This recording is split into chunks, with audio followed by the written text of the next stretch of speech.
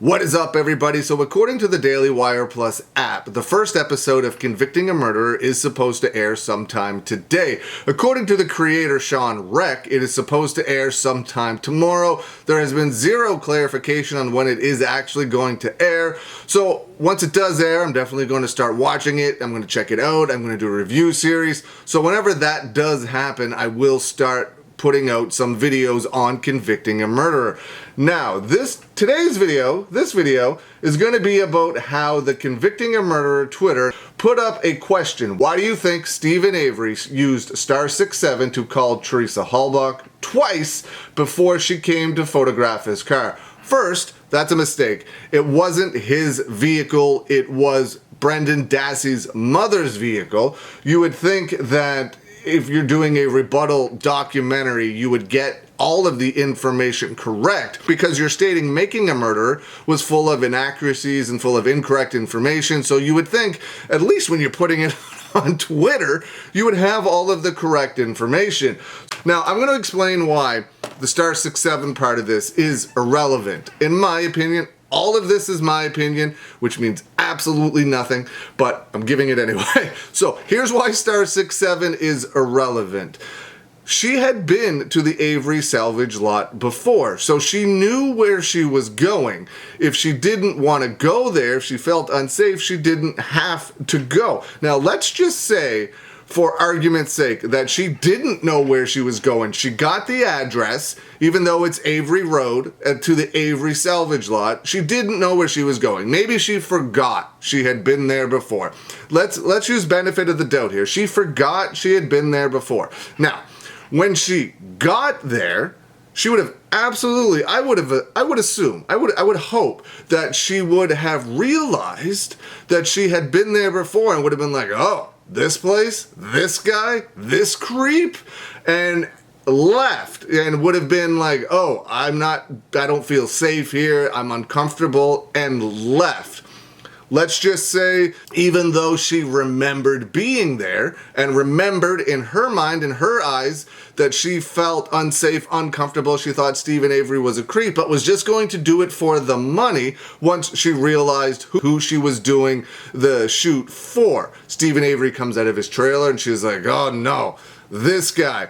Oh, well, I can use the money, so I'm just going to do the shoot and leave. There is zero possibility that she would have ever went into Stephen Avery's trailer willingly. They've never talked about how Stephen Avery dragged Teresa Halbach from her car, from photographing Brendan Dassey's mother's vehicle into his trailer. It was all that she went in there voluntarily. She would have 100%, in my opinion, not gone into Stephen Avery's trailer voluntarily, and not to mention that there was no evidence that she was ever in Stephen Avery's trailer. But let's just, for argument's sake, there's zero possibility that she would have went into Stephen Avery's trailer if she felt unsafe, uncomfortable. He would have been like, come into my trailer, I'm going to give you the money, if he was going to do this, right? And she would have been like, nah, I'm going to stay out here, you go into your trailer, get my payment, and I'm going to wait out here. And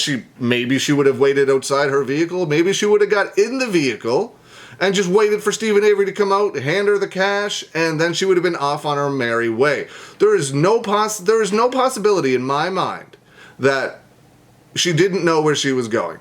She absolutely knew where she was going, because she had been there before. So Stephen Avery using *67 to block his number doesn't mean anything, because as soon as she got the address, as soon as she got the location, or as soon as she showed up at the location, or as soon as she saw Stephen Avery, those were plenty of times for her to back out. And like I said, even if she did feel uncomfortable, she still could have went, did the shoot. There would be no situation where she would have voluntarily went into Stephen Avery's trailer. She would have waited outside and waited for her payment and then got in her car and left. So she knew where she was going.